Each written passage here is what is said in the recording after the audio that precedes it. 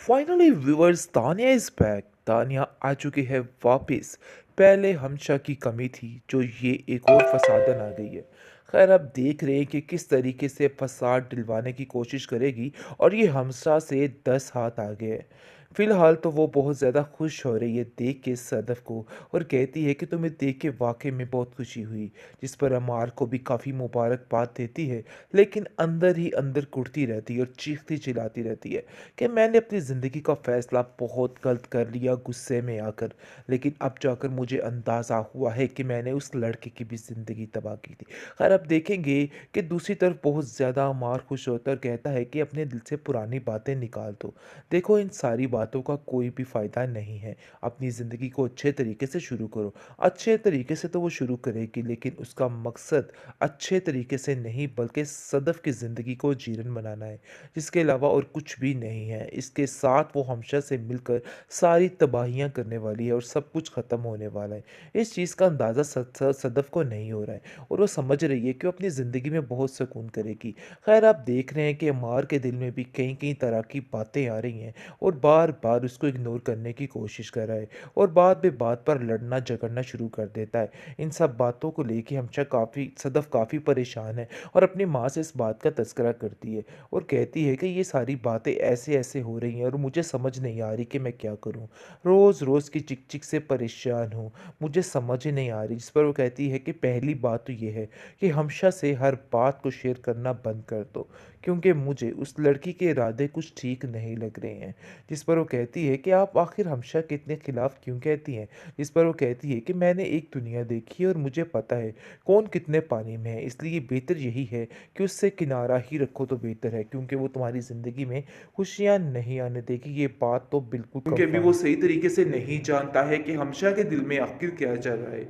अमार को मादा करने वाली भी वही थी और अमार की ज़िंदगी तबाह करने वाली भी हमशा ही होगी, क्योंकि हमशा अभी भी उसके कान भरती रहती है बिलाल अब्दुल्ला के खिलाफ और न जाने आगे क्या क्या करने वाली है, जिसकी वजह से घर का माहौल बहुत ज़्यादा डिस्टर्ब होने वाला है। इस चीज़ का अंदाज़ा नहीं हो रहा है बिलाल अब्दुल्ला को और वो समझ रहा है कि हमशा कितनी अच्छी है, सबकी मदद करने की कोशिश करती है। उधर अमार की कर रही है, उधर सदफ़ की कर रही है और इधर मेरे लिए दोस्ती निभा रही है। लेकिन वो ये नहीं जानता कि अंदर ही अंदर ज़हर घोलने वाली भी ये हमशा ही है। अगर इसको इस बात का इल्म हो गया तो वो तो इसको ज़िंदा ही नहीं छोड़ेगा। खैर अब देखेंगे कि वो बहुत खुश होता है जैसे ही इसको पता चलता है कि सदफ़ अपनी ज़िंदगी में बहुत खुश है। तो वो कहता है कि बस मैं उसके चेहरे पे खुशी देखने के लिए ही खुश हूँ, इसलिए मैं बिल्कुल भी परेशान नहीं हूँ, मुझे कोई परवाह नहीं है। मुझे यकीन है कि वो उसको बहुत खुश रखेगा। जिस पर आप देखेंगे कि वो उसको भी भड़का रही है और कहती है कि आप अमार को अच्छे तरीके से नहीं जानते हैं, बल्कि मैं उसको अच्छे तरीके से जानती हूँ। आप बिला वजह उस पर बहुत ज़्यादा ट्रस्ट करने की कोशिश कर रहे हैं। लोग वो नहीं होते जो नज़र आते हैं। खैर बिलाल अब्दुल्ला कहता है कि मैं मुश्किल यानी कि मैं बस सदफ़ को खुश देखना चाहता हूँ। इसके अलावा और मेरी कोई भी मर्ज़ी शामिल नहीं किसी बात में। मैं उसकी खुशी के लिए कुछ भी कर सकता हूँ। हाँ, अगर एक दफ़ा वो मुझे कहती कि वो मार से शादी नहीं करना चाहती, तो मैं कभी भी ऐसा नहीं होने देता। लेकिन सिर्फ़ और सिर्फ़ उसकी खुशी की खातिर मुझे खामोश रहना पड़ा। लेकिन ये बात बिल्कुल भी हमशा को पसंद नहीं आ रही है और वो सोच लेती है और ठान लेती है कि बस ये काम ख़त्म करवा कर ही रहेगी, क्योंकि इस चीज़ में भी इसको सुकून नहीं मिल रहा। हमसा की सदफ़ की ज़िंदगी में खुशी देखना उसके लिए सबसे बड़ी बर्बादी इसको नज़र आने लग जाती है। आखिरकार बिलाल अब्दुल्ला ने इतनी बड़ी कुर्बानी दे ही दी और सबके सामने वाकई में भी दिखा दिया कि उसका ज़र्फ कितना है। खैर अब देखेंगे उसे इस चीज़ की ज़रा सारी भी परवाह नहीं है, लेकिन अंदर ही अंदर वो बेचारा घुट घुट के मर रहा है। दूसरी तरफ बहुत ज़्यादा खुश है सदफ़, बहुत ज़्यादा खुश है अमार के साथ और कहती है कि मुझे तो ऐसा लगता है कि जैसे सब कुछ मुझे दे दिया हो बिलाल अब्दुल्ला ने। मैंने आज तक जिस चीज़ की ज़िद की मुझे सब कुछ उससे मिला। लेकिन ये बातें आहिस्ता-आहिस्ता अमार के दिल को जाके लगेंगी, क्योंकि कभी भी हमशा जो है उसको सुकून से नहीं रहने देगी। कोई ना कोई ऐसा मामला लाएगी सामने कि सब कुछ ख़त्म हो जाएगा। अभी फ़िलहाल इन बातों का इल्म नहीं हो रहा है, लेकिन उसकी माँ उसको बार-बार एक ही बात समझा रही है कि देखो मैं तुमसे यही कहना चाहती हूँ कि तुम इससे दूर रहना। मुझे हमशा के इरादे कुछ ठीक ठीक नहीं लग रहे हैं। ऐसा लग रहा है कि कहीं न कहीं कुछ गड़बड़ ज़रूर करेगी।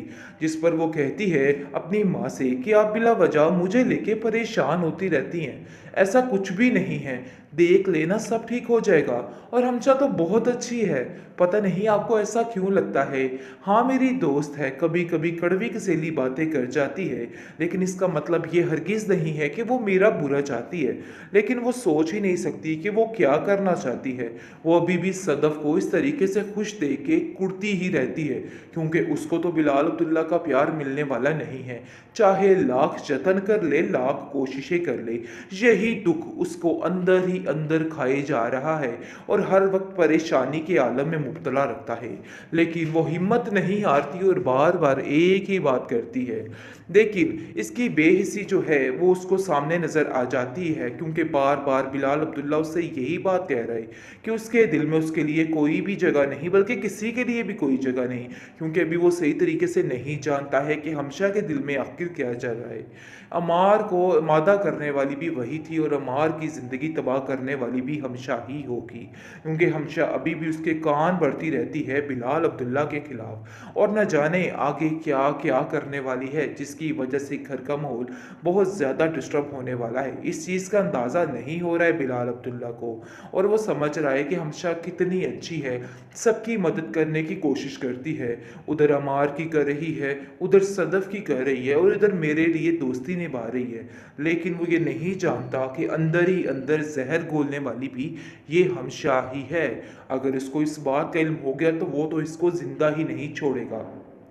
खैर, अब देखेंगे कि वो बहुत खुश होता है जैसे ही इसको पता चलता है कि सदफ़ अपनी ज़िंदगी में बहुत खुश है। तो वो कहता है कि बस मैं उसके चेहरे पे खुशी देखने के लिए ही खुश हूँ, इसलिए अब मैं बिल्कुल भी परेशान नहीं हूँ, मुझे कोई परवाह नहीं है।